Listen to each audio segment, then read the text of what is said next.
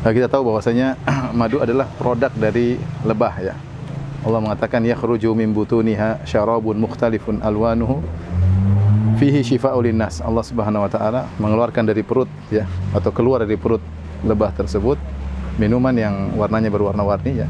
Dan itu adalah obat bagi manusia. Artinya obat untuk berbagai macam penyakit ya. Kenapa madu bisa begitu hebat khasiatnya? Karena yang mengeluarkan madu adalah lebah.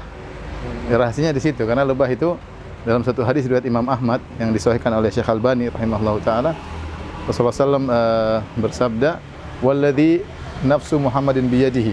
Rasulullah bersumpah di awal hadis.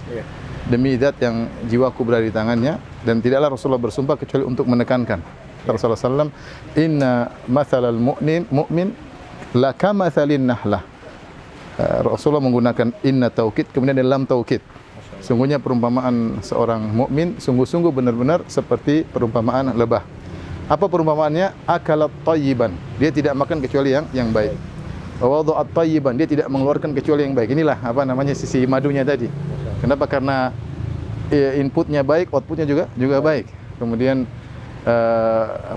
wa waqa'at falam tuksir walam tufsid. Kalau dia singgah, dia tidak merusak tangkai atau dahan yang dia singgahi tersebut. Ya, itulah. Kita lihat bagaimana Nabi SAW memberi penekanan sampai 3 tekanan. Rasulullah bersumpah, walladzi nafsu Muhammadin demi zat yang jiwa Muhammad di tangannya, kemudian inna, kemudian lam taukid. Ya, ini menunjukkan inilah mukmin sejati. Seharusnya mukmin seperti ini.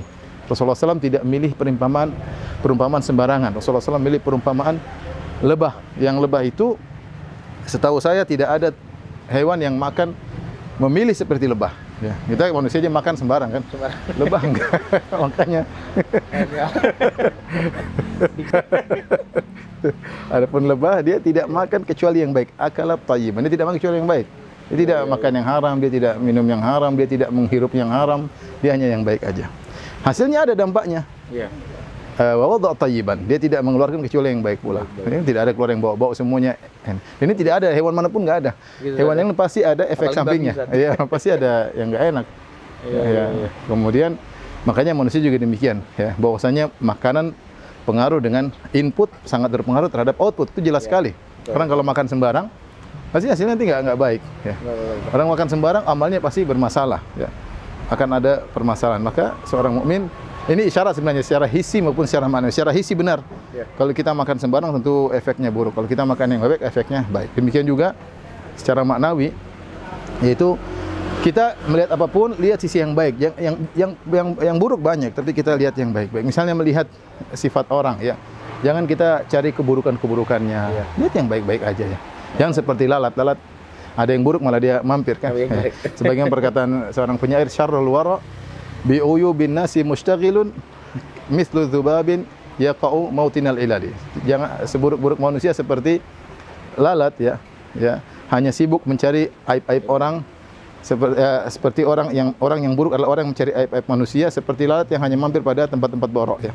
Tempat-tempat kita tidak seperti itu. Jadi kita dalam hidup ini pilih-pilih. Yang buruk-buruk kita tinggalkan dalam segala hal. Berkata-kata pilihlah yang baik-baik.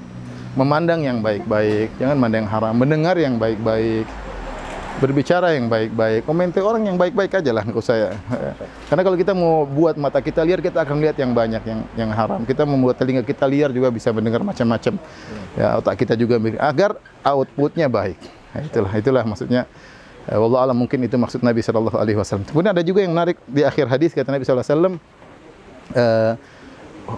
wa waqa'at falam tuksir walam tufsid.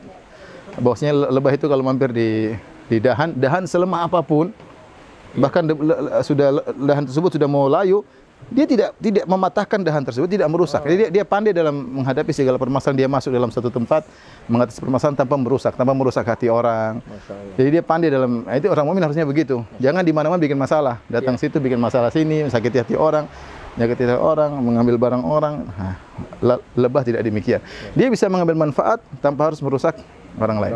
Makanya dalam satu hadis Rasulullah SAW mengatakan, ala ukhbirukum biman yahrumu 'alan nar au tahrumu 'alaihin nar. Maukah aku kabarkan kepada engkau tentang seorang yang haram masuk neraka dan neraka haram menyentuhnya. Kata Nabi sallallahu alaihi wasallam, kullu hayyin sahlin qaribin ya. Kullu hayyin layyin qaribin sahal. Setiap orang yang mudah, ringan, gampangan ya, mudah bantu orang, gampangan, tidak merepotkan orang. Seperti itulah. Jadi jangan menyusahkan orang. Ya. Ada sebagian orang tipenya menyusahkan. Kalau bikin masalah. Kalau datang ke rumah orang sudah bingung. Ini kalau datang ke rumah, mana jatah makan malam? Kok belum hadir? Kok belum siap makanannya? Bikin pusing orang.